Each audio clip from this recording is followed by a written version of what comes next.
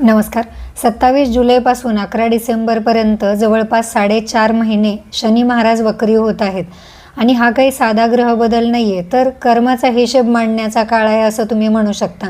या काळात काही लोकांची अडकलेली कामं पूर्ण होतील, तर काहींना आपल्या चुकीच्या निर्णयाची किंमत मोजावी लागू शकते. जर तुमची रास मेष असेल तर हा व्हिडिओ शेवटपर्यंत नक्की पहा, कारण या काळात पैसा, नोकरी, परदेश, आरोग्य, कुटुंब आणि मनःशांती या सर्वांवर शनीचा सखोल परिणाम होणार आहे. शेवटी या काळात तुम्ही कोणत्या चुका करायच्या नाहीत आणि उपाय काय करायचेत हेही मी सांगणार आहे. तर सर्वप्रथम शनी वक्री म्हणजे काय याचा अर्थ समजून घेऊया.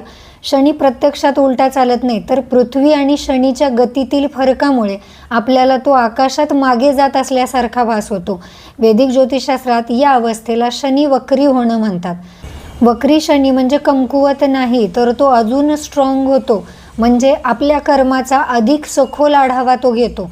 अपूर्ण जबाबदाऱ्या, जुनी प्रकरणे, अडकलेली कामे किंवा जीवनातील शिस्त या सगळ्यांची परीक्षा या काळात उलट जास्त व्हायला सुरुवात होते. तर मेष राशी असणाऱ्या लोकांच्या कुंडलीमध्ये 12व्या भावात शनी वक्री होणार आहे. 12वा भाव हा खर्च, परदेश, रुग्णालय, एकांत, अध्यात्म, झोप आणि मोक्ष यांचा मानला जातो. तर 12व्या भावावर काय परिणाम होतील, त्याचबरोबर शनीच्या दृष्टी कुठे असतात, तिथे काय परिणाम दिसेल. आता शनीची 3री दृष्टी 2ऱ्या भावावर पडते, त्यामुळे पैशाचं नियोजन, कुटुंबातील संवाद, बोलण्याची पद्धत याकडे थोडं विशेष लक्ष द्यावं लागेल, कारण तुमचे चुकीचे शब्द नातेसंबंध बिघडवू शकतात. शनीची 7वी दृष्टी पडत आहे तुमच्या 6व्या भावावर, त्यामुळे शत्रू, स्पर्धा, कर्ज आणि आजारांशी संबंधित विषय पुढे येतील. पण शिस्त ठेवली तर शनी तुम्हाला शत्रूंवर विजयही मिळवून देईल. त्याचबरोबर तुम्हाला 7.5 चालू आहे हेही विसरता कामा नये.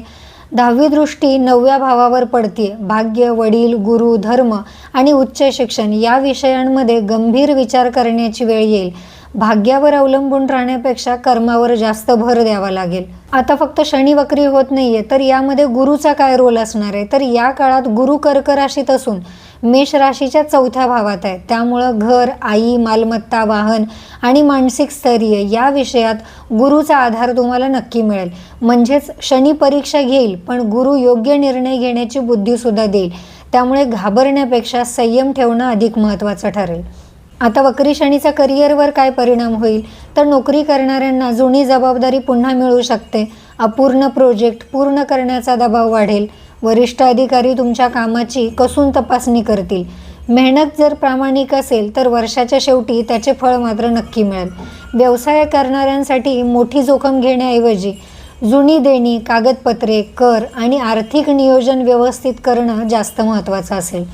आर्थिक स्थितीवर काय परिणाम होईल, तर अनपेक्षित खर्च वाढू शकतात. विशेषतः आरोग्य, प्रवास किंवा घराशी संबंधित खर्च संभवतो.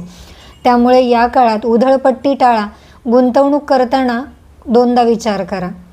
या काळात कौटुंबिक जीवन कसं असेल, तर घरातील सदस्यांशी गैरसमज होऊ शकतात. बोलताना संयम बाळगा. कुटुंबात एखाद्या ज्येष्ठ व्यक्तीच्या आरोग्याकडे तुम्हाला लक्ष देण्याची गरज भासू शकते. आरोग्य कसं असेल, झोप अपुरी राहणे, मानसिक थकवा, पाय, गुडघे किंवा पायाच्या तळव्यांशी संबंधित त्रास तुम्हाला जाणवू शकतो.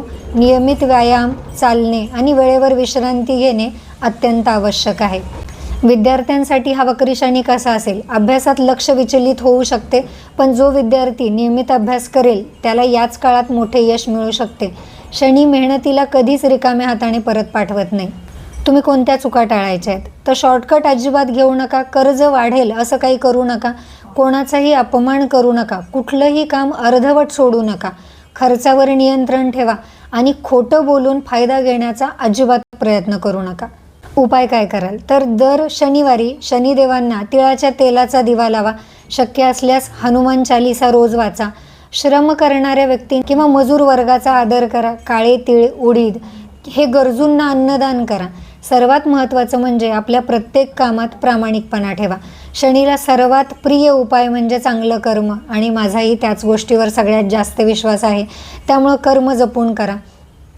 एक गोष्ट लक्षात ठेवा, हा काळ शिक्षा देण्यासाठी नाही तर तुमचं जीवन अधिक मजबूत करण्यासाठी असणार आहे. जर तुम्ही संयम, शिस्त आणि प्रामाणिकपणा ठेवला तर 11 डिसेंबर नंतर याच मेहनतीचे चांगलं फळ नक्की मिळेल. तुम्हाला जर ही माहिती आवडली असेल तर आपल्या जवळच्या मेष राशीच्या व्यक्तीला हा व्हिडिओ नक्की पाठवा. अशाच प्रकारच्या ज्योतिषीय माहितीसाठी आपल्या चॅनलला नक्की सबस्क्राईब करा. व्हिडिओ शेवटपर्यंत पाहिल्याबद्दल खूप खूप धन्यवाद.